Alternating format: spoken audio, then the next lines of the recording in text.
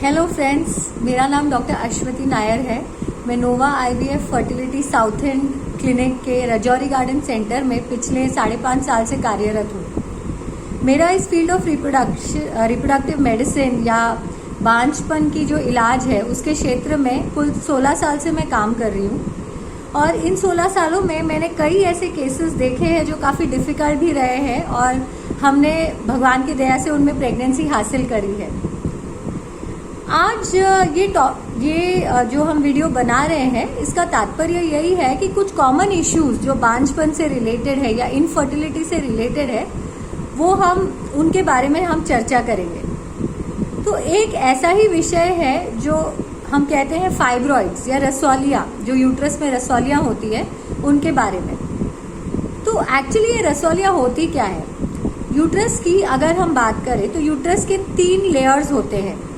एक होती है बाहरी सतह जिसको हम सीरोजा कहते हैं, एक होती है मसल लेयर, बीच वाली लेयर जो होती है वो मसल लेयर होती है, और जो अंदरूनी लेयर होती है उसे हम एंडोमेट्रियम कहते हैं। तो इन जो मसल लेयर है उसमें जो गांठें बनती है उसे हम फाइब्रॉइड्स कहते हैं। ये गांठें कैंसरस नहीं होती और इनकी जो ग्रोथ होती है यूजुअली वो भी काफ़ी स्लो होती है। तो ये फाइब्रॉइड्स एक्चुअली कॉज क्या करते हैं, मतलब इससे क्या परेशानी होती है पेशेंट को? जब भी किसी महिला को फाइब्रॉइड्स हो तो उनको एक कॉमन जो प्रॉब्लम होती है वो है महीने के दौरान खून का बहाव ज़्यादा होना या एक्सेसिव ब्लीडिंग होना। सेकेंड जो कॉमनेस्ट सिम्टम वो बताते हैं वो है कि दर्द होना, महीने के दौरान जो दर्द होती है वो काफ़ी ज़्यादा होती है इन महिलाओं में।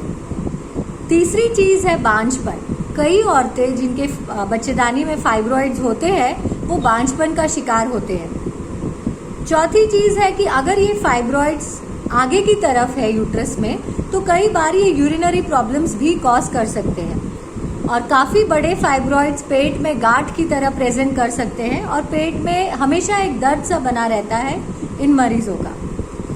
तो अगर हम बांझपन और फाइब्रॉइड्स की बात करें तो कई लोग ये सवाल उठाते हैं कि बांझपन फाइब्रॉइड्स की वजह से क्यों होती है। तो अगर हम देखें ये फाइब्रॉइड्स अगर यूट्रस के अंदर की सतह की तरफ बढ़े जिसको हम एंडोमेट्रियम कहते हैं, तो हमें प्रेगनेंसी के लिए ये अंदर की सतह सबसे इम्पॉर्टेंट होती है।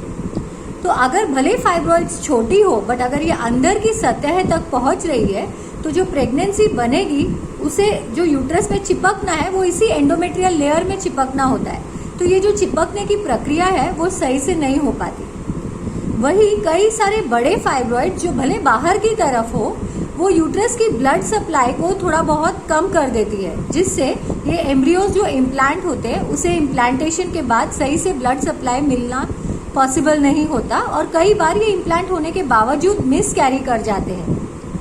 कई बार ये यूट्रस के बाहर ये फाइब्रॉइड्स इतने बड़े होते हैं कि ये जो ट्यूब्स होती है उसके फंक्शनिंग में बाधाएं क्रिएट कर सकती है।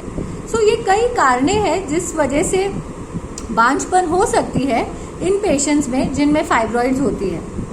अब लोग कॉमनली पूछते हैं कि इसका इलाज क्या है।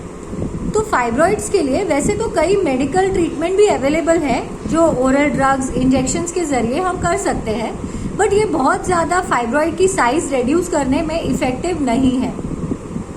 जो इसका एक प्रूवन इलाज है वो है सर्जरी।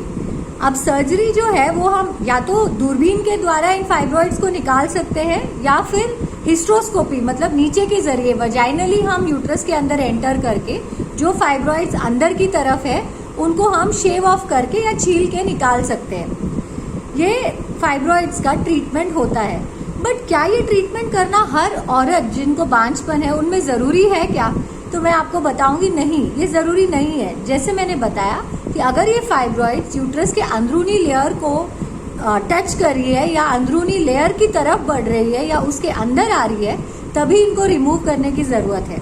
या फिर वो साइज में काफ़ी बड़ी हो, जैसे 4 से 5 सेंटीमीटर से बड़े फाइब्रॉइड्स, उनको निकालना ज़रूरी है जब हम बांझपन का इलाज करते हैं, क्योंकि ये सिर्फ प्रेगनेंसी रुकने के लिए नहीं बट प्रेगनेंसी आगे कंटिन्यू करने के लिए भी इन फाइब्रॉइड्स को निकालने की आवश्यकता होती है।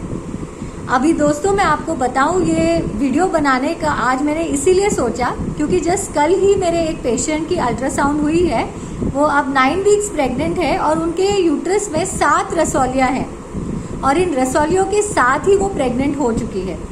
उनके पहले IVF करने से पहले उनके 2 बार फाइब्रॉइड्स के लिए सर्जरी भी हो चुकी थी, तो तीसरी बार सर्जरी करना भी थोड़ा मुमकिन नहीं था और लकीली इस बार सारे फाइब्रॉइड्स बाहर की तरफ थे, तो हमने इन्हीं फाइब्रॉइड्स के ज़रिए कुछ ट्रीटमेंट मॉड्यूलेशन करके हमने उनको प्रेग्नेंट कर दिया और ये मेरे हिसाब से एक बहुत बड़ी जीत थी मेरे लिए भी। तो इसीलिए मैंने सोचा कि आज ये खुशखबरी के साथ मैं आपको थोड़ा बहुत इन्फॉर्मेशन भी प्रोवाइड करूँ फाइब्रॉइड्स के बारे में। Thank you. यूँ ही हम मिलते रहेंगे इस सेशन में, जहाँ पे हम कई और इश्यूज़ जो बांझपन के से रिलेटेड है उनके बारे में चर्चा करेंगे।